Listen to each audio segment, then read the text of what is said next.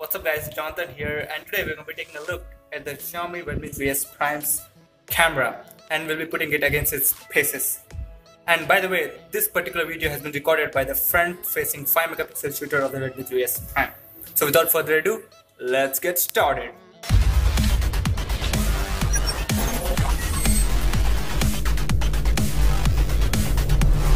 Before starting the camera review of the Redmi 3S Prime, let's kick the number schemes aside.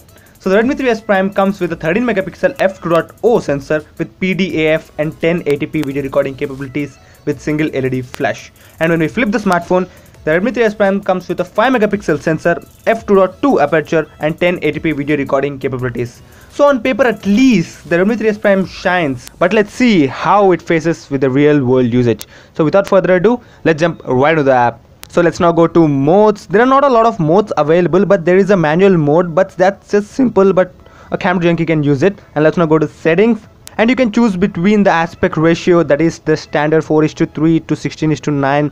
You can even change the picture quality from medium to high. So I'm going to change it now, and then without talking, let's jump right on the photos. As usual, the direct pictures are sharp. They have lots of vibrance and excellent color reproduction. And if we take a look at this camera's picture, the details are clearly captured. And let's see the difference between HDR and normal. This is a normal shot and this is a HDR shot.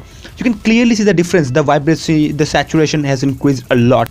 And even if you take a look at this close-up shot, you can see the difference between a normal picture and this being a HDR picture. The vibrancy just increases a lot in daylight. And let's take a look at some macro shots, and the details of the white flower are just excellent and the bokeh is just next level. Even with this HDR shot, the details are well captured, well saturated and punchy. And even if you take a look at outdoor shots, you can clearly see the every minute details and are worth sharing. So you can say that the wide shots are clear. And even if you move into indoor situations, the car has captured nicely details and the HDR makes it to a whole new level. But not everything is butter. For example, take a look at this panorama shot. It feels like I've just taken the smartphone out of water and are just blurry. But it's a software issue rather than a hardware one. So hopefully Xiaomi will fix it by a couple of updates. Let's now jump into what's good again. The selfies are sharp, well detailed, and it's not as wide angle as expected, but it's far better than other mid-range smartphones at this price segment.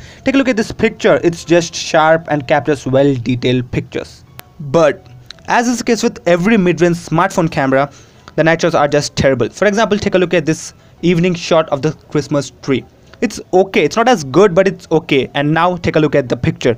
It's just terrible. You can see nothing out of it. Even throwing the flash keeps the picture okay, but just blows out all the highlights. Let's now take a look at some wide night shots. This is a normal picture, this is with HDR, and this is with flash. There's not a lot of difference, obviously, it's a cliche, right? And let's now jump right into the track again with the video. You can see the autofocus, it's just ridiculously fast. I haven't seen any smartphone focusing that fast. You can see it's fast, it focuses. The PDF just works to a whole new level.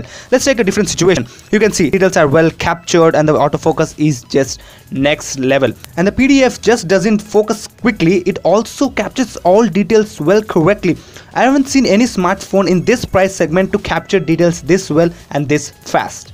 Let's now take a look at this camera and how it handles the exposure. You can see the transition is pretty smooth, and the camera has no issues in exposing everything, and there are no artifacts, and it can even handle the sunlight pretty well. You can see I'm panning up and down, and the camera has no issues in the exposure compensation, and the autofocus is pretty fast too. Let's now take a look at a 180-degree shot, and the audio and the video is coming from the camera, so I'll shut my mouth and let you be the judge.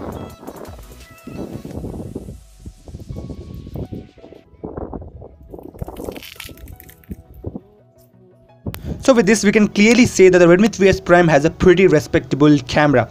Sure, it might not be as good as the flagships or even the Moto G4 Plus, but it is far better than the Redmi Note 3 and any other smartphone in this competition. Sure, the night shots could have been a little bit better, the front 5-megapixel camera should have been wide angle, but let's face it, even flagship these days don't perform this good and don't offer great low-light photography. So how can we expect this from a 9K smartphone? And it would be a no-brainer for me if I don't recommend this smartphone to be the best budget smartphone camera under 10K. And so there you have it, the Redmi 3S Prime's camera in all its glory. And what do you feel about the conclusion that we have come about the Redmi 3S Prime's camera? Do you agree or you don't? Let us know your thoughts in the comment section below.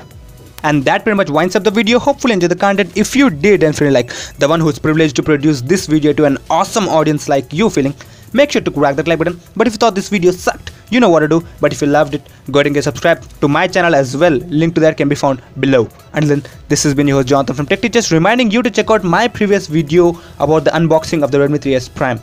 Until then, thanks for watching.